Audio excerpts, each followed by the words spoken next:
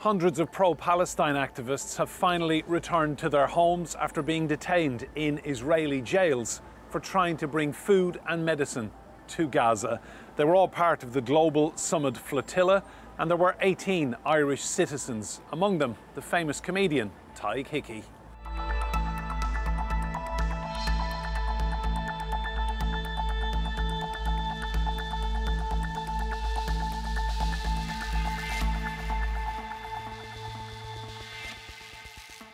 Hello and welcome to Roundtable. I'm Enda Brady, and for this special edition of the show, we're here in the Irish city of Cork, which is home to the famous comedian Tadhg Hickey, who has just returned to Ireland, having spent several days and nights inside an Israeli jail for trying to bring food and medicine to Gaza. Tadhg, fault your out. You're very welcome to Roundtable. Thanks very much, buddy. How are you feeling? I feel good. I'm delighted to be back in Ireland, even though the weather is not great compared to my Mediterranean sojourn. My main thing is just making it up to family members who have been worried about me while I was away, and in a way that I didn't countenance, because I knew they knew I wasn't going on a jolly and that there was likely going to be like issues when I was away and that I wouldn't be treated wonderfully well if I did end up in an Israeli prison, but I didn't imagine that I wouldn't be able to make contact with them at all. And that was of all the kind of punishments, that was the toughest one for me, that my family were they didn't know where I was and what I was doing and what was happening to me, so that was tough. Talk to me about an Israeli prison. So you're stopped, you're detained in international waters, which is against international law. Yeah. You're then dumped in an Israeli prison. What was it like? It was just so surreal, because on the way to the prison and when we first got there, I just kept thinking to myself, there's no way they'll get away with treating Westerners like this. And I say that, you know, being aware of the kind of privilege that Westerners have. For one, I'm not a fan of the privilege that Westerners have. It's something that I rail against, but that's the way the world works. And I thought with the kind of passports of privilege that we have, that there would be a certain way we'd be treated that wouldn't be on the same planet as the way that they treat Palestinians. We all know that Israelis treat Palestinians with a level of impunity that's terrifying and horrifying. And I'm not comparing, obviously we weren't treated exactly as Palestinians are treated. We weren't beaten up, we weren't murdered, we weren't physically tortured. But we were brought, to be fair to Ben Gvir, he kept his promise. He brought us to a terrorist camp. We were in the same camps the Palestinians would be in. We were dressed in the same prison garb. And we were denied some of the same human rights. We weren't allowed sleep. They would come into our cells roughly every hour or 2 hours, turn on the lights, do this artificial count just to keep us awake. Sometimes they would do that armed. Sometimes there were SWAT teams accompanying them to do their random counts. There was a talk of seeing a lawyer at the start, and then nobody I know saw a lawyer. You weren't allowed to see a doctor. You weren't allowed to get medicine. The one thing that really drove me crazy for some reason was we had no access to water. So there was you'd see all these Israelis, a lot of them with lighter skin than I would have, even though they're obviously indigenous to the land, as you know, drinking bottled water, and we didn't have any access to water whatsoever, and they would like flick their hand towards the toilet that they wanted us to drink this obviously contaminated brown water in the toilet. Some of us did and some of us didn't. And I just couldn't believe that they were going to realistically get away with treating people of privilege like this, and the world was going to look the other way. It was just so shocking to me. So just for the record, no phone call home to tell your family where you were? No access to a doctor, and no drinking water? No drinking water. If you were happy to drink the contaminated water in the toilet, great. I mean, it was brown. That was up to you. But much more than that, no access to medication. So Paddy Kelly was in cell 16, I was in cell 17, and there was pretty much close to a riot one night with people trying to get Paddy his insulin. He's diabetic, he needs his insulin. He didn't get his insulin since he got to Israel. This is night 2, I think. And the whole of my wing are like hammering on doors. It was actually very beautiful, because it was like young Algerian and Moroccan lads who started it. It wasn't like an Irish thing. It was a solidarity for all the participants. And we caused such a kerfuffle that the Israelis came into our cell, again, armed SWAT teams, guns pointed in your face, lasers all over the room, dogs. and they punished us like for causing the kerfuffle. He never got his insulin. He never got his insulin that night, the next night, or the following night. He left Israel without having his insulin whatsoever. When he told them very, very clearly, I may die, and they didn't care. They didn't care. And I quote one of the guards that night, said, we don't have any doctors for animals. And that's the way they referred to us, with a gleefulness that I think you can only have if you've enjoyed the most extraordinary impunity for the last 2 years and arguably the last century. Do you feel you were treated worse because you're Irish and Israel really has very little time for Irish people? Definitely. I don't know, is it personally because of me and some of the outspoken things I've said in my comedy work and stuff, which tends to target Israel. But I know that I was manhandled off the boat I was on. My head was like close to the floor. My arms were up in the air as if they had captured some sort of, you know, renowned Al-Qaeda terrorist. And they called me Irish, and I was thrown to the floor in the same way that some of the Arabs and Palestinians were. And I thought I was getting a glimpse of, because it's, for me, it's, when you're there, it's very clearly an openly racist society. The darker the colour of your skin, the more likely you are to receive heinous treatment. You know, there was one Norwegian Palestinian participant. They asked him where he was from. He said Norway.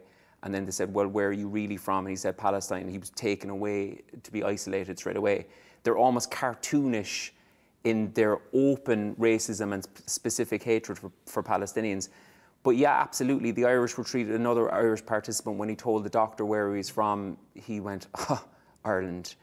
And it was like, it just, again, blew my mind that in my country, we have a roaring trade with this state. We allow our Shannon airport to be used by the Americans to transport weapons for Israel so they can continue their extermination campaign. Up until recently, the central bank were buying Israeli war bonds.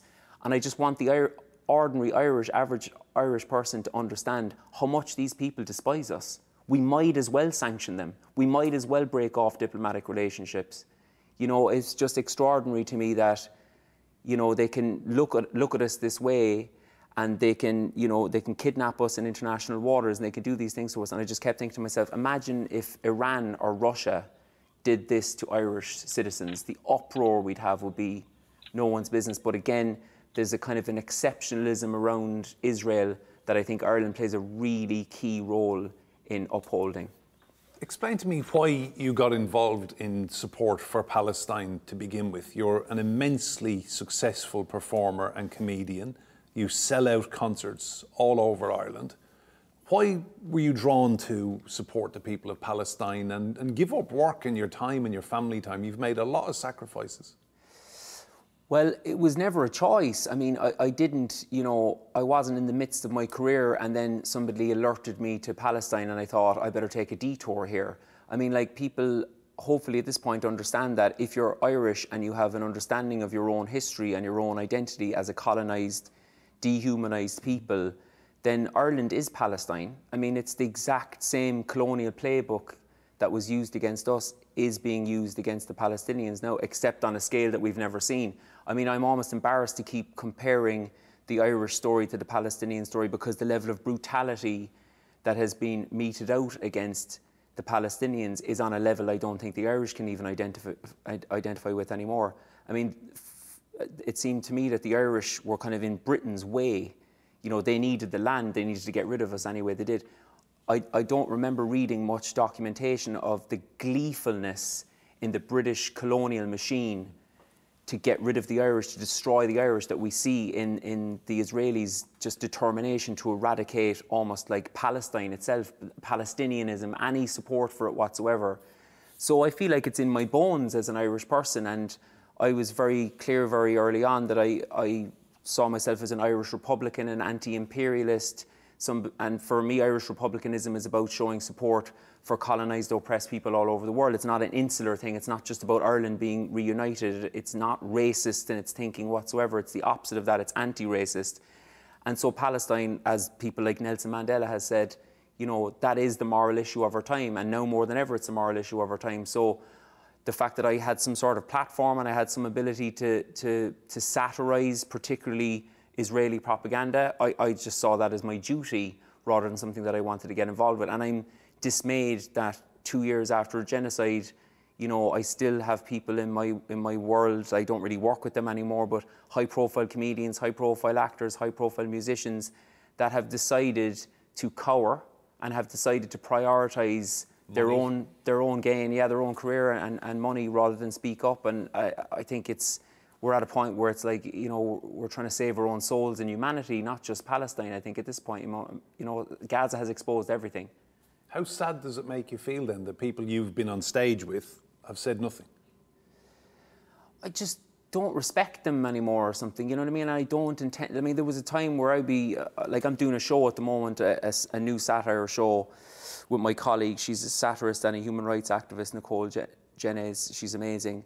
And we've shot what we needed to shoot. We have the support of a great studio in London, and we just want to do things ourselves now. Like the days for me, like sending messages or emails to Netflix or BBC, like trying to get a few crumbs off the king's table, are gone. Like the world has totally changed, and I think like I would like to play some part in not allowing this normalisation of these institutions and corporations to continue. Like you can see at the moment, like because the serial killer has temporarily, you know, stopped his killing spree, that we're supposed to all start to go, okay, it's all fine, let's get back to normal. I think unless there's justice for Palestinians, then I don't think there is any real meaningful peace. So I suppose I just want to play my role going forward and kind of going, we've called out these institutions and we need to actually call them out in meaningful ways and to boycott them. You know what I mean? I want to boycott these groups going forward, and I think that's what I'd love to see artists do, to kind of say, let's create our own media. We don't have to be incumbent to these groups that have censored us, but more importantly, have really censored Palestinians as they've just tried to document and speak about their own genocide. How disgraceful is that? Like the big corporations, I think they should stand trial for what they've done. They've been a massive, massive part of this war machine.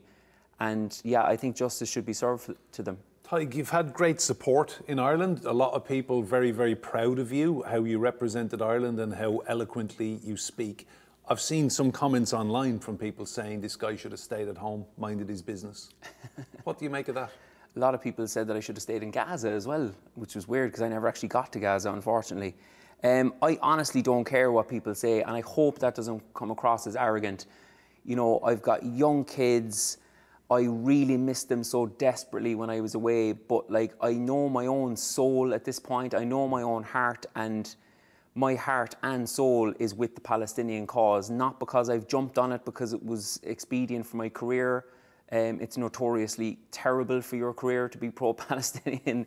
I have lost an awful lot of work opportunities, but my own conscience is clear, so I don't really get that bogged down in what people say online. It's really lovely if people say positive stuff and they connect, and if they say that I'm doing it for clicks, or if they say I'm doing it for attention or any of that kind of stuff. You know, the way like the propaganda whilst we were away oscillated between it being a selfie yacht and also like, you know, an assistant boat for Hamas at the same time, you know.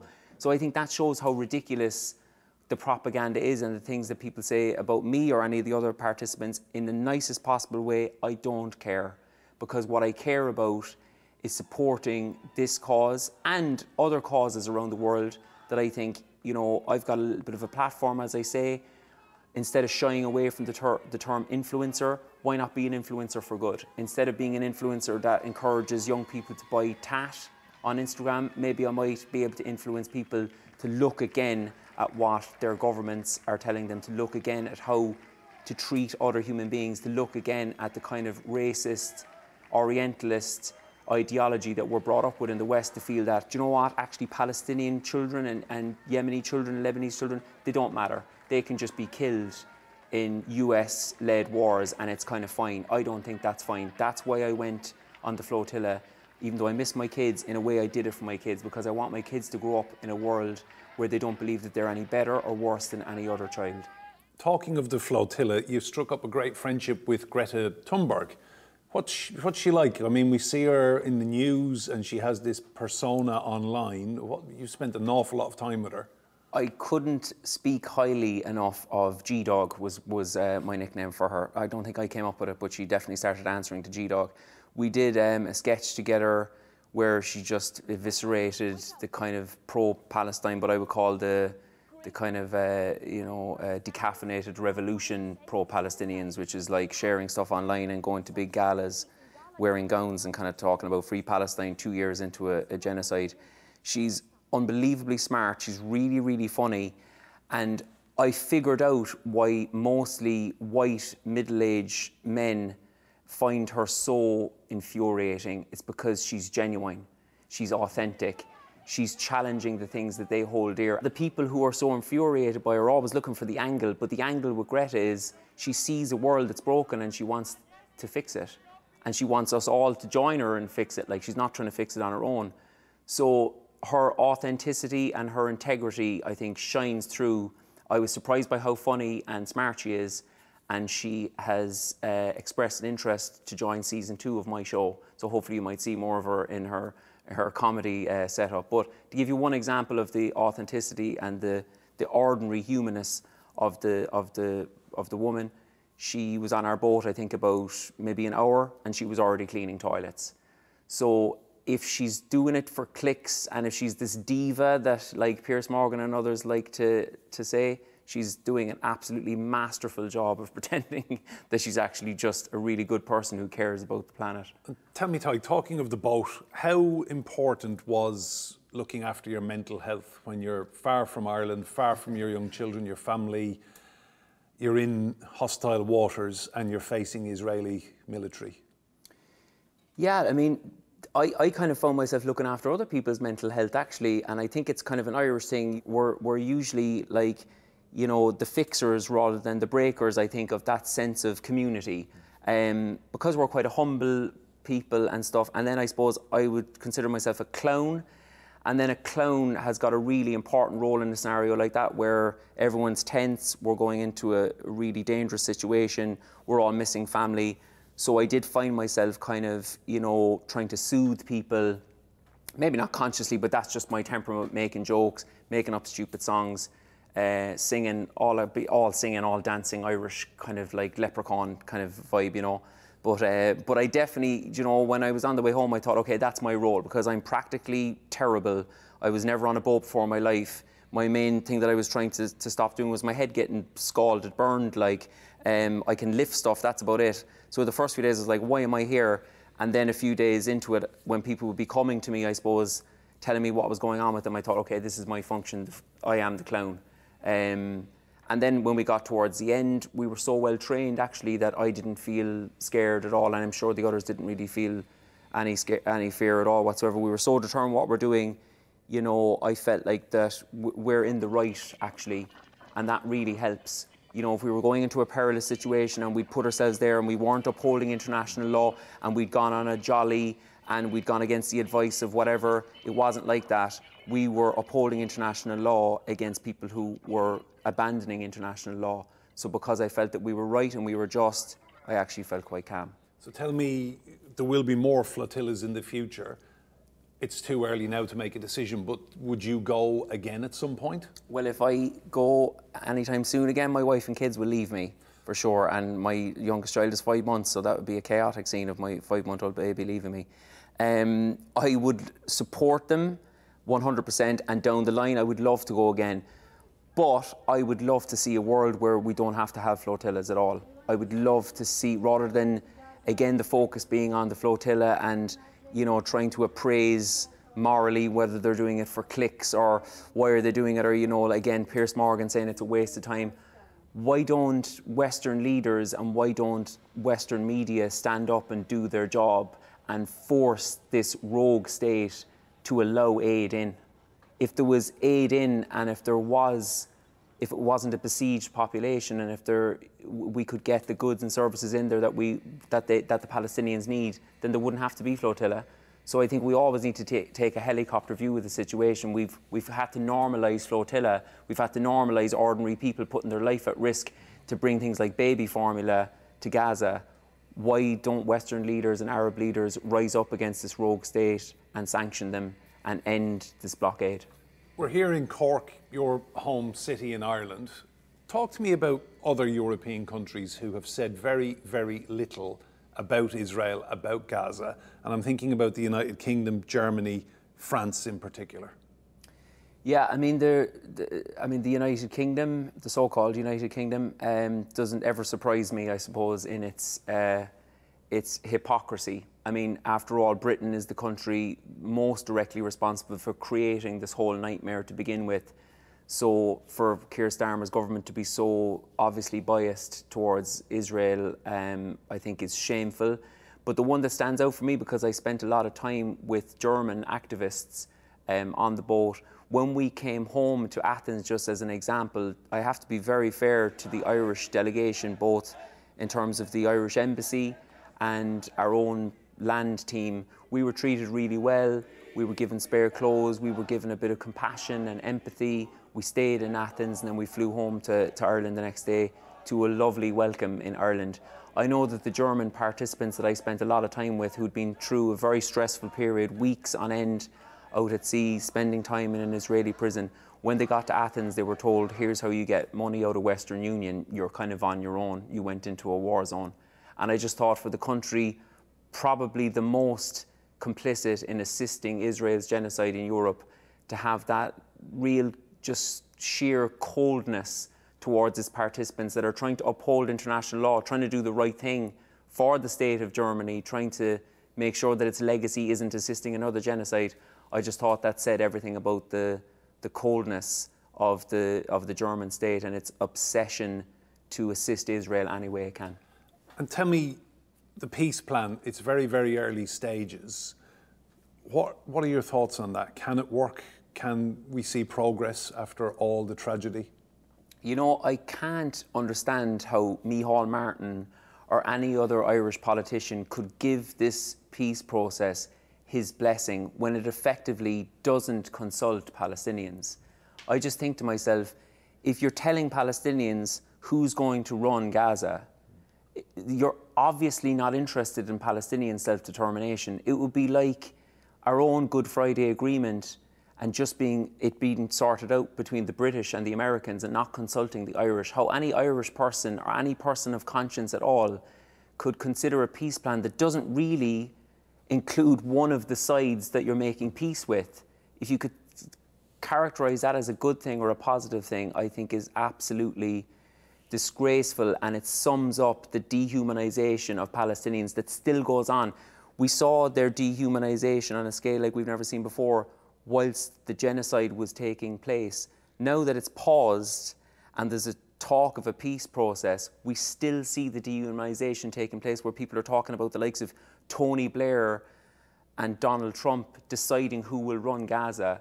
I believe Palestinians should decide who runs Gaza. Palestinians should decide who runs their own country. We recognise that country, don't we? All over Europe, recently Britain and Australia, we all recognise Palestine, and we're telling them who should run their own country. Why? Because Hamas have committed crimes. Maybe they have, but then should the IDF play a role in Israel's governance going forward? They've committed crimes live streamed on our phones every day, the scale of which we've never seen before. Should they have any role in a future Israeli state? The hypocrisy, I think, is rank, and it speaks to that racism and Orientalism that I think still pervades Western thinking around Palestine. And just on that point, talk to me about media coverage of Palestine in Western Europe. I noticed when you landed in Dublin, the first question you were asked was about Hamas and the hostages. Nothing about your ordeal in an Israeli jail or the flotilla or why you had gone. Well, I mean, like, to use me as an example, if you want to, I have spoken to Turkish media. I've lost count the amount of times in the last 2 years of the genocide. Al Jazeera, I've lost count. Iran, radio stations in Sweden, France. I've talked to media all around the world, right? I have never once been asked to speak about the genocide on Irish television. And that's not to say, like, you know, make it about me, because I'm speaking about myself, but also the vast majority of my activist friends in Ireland. One time I was about to go live on radio promoting a show I was doing, and I was told specifically not to bring up Palestine on Irish radio. Yeah. The producers were panicking, like I'd somehow wandered in, you know, to RT, and they were like, oh no, this guy's going to bring up Palestine. So I don't think it's for nothing that Francesca Albanese was left speechless by RTE, you know, and I think that's very shameful that our own national broadcaster, you know, left Francesca Albanese. She had to go out and get some air. She was so struck by the bias towards Israel, and this is in a supposedly supportive country of Palestine. So I think the likes of RTE and other Western media outlets, again, they need to have a cultural boycott in the future, and I'm certainly very, very happy to play my little role in that. You can't just keep complaining about them. You have to hit them where it hurts. Tadhg, just as we reach the end of our conversation on Roundtable, there will be many, many millions of people watching across the world who will be inspired by what you've done and are desperate to help. They may not be able to travel on a flotilla, but they will have money, they will have resources. How can people help? What can they do? What they can do if they have money and they have resources and they haven't been using those resources or money up until now in terms of speaking out, is they can speak out right now, because it's never, ever too late, I think, to speak up against genocide. And other than that, I think the community needs to be aware that this is a moment, a pause, a brief pause in the killing for Palestinians. What Palestinians need now is for us to stay by their side as they seek justice for the crimes that have been committed against them, liberation and self-determination. This is a marathon, not a sprint. Tadhg Hickey, you make me proud to be Irish. Thank you for joining me on Roundtable. We will see you again.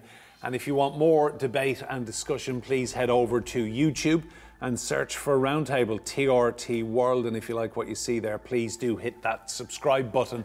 But for me, Enda Brady, here in Cork City, in the heart of Ireland, thanks for watching, and we'll see you again very, very shortly.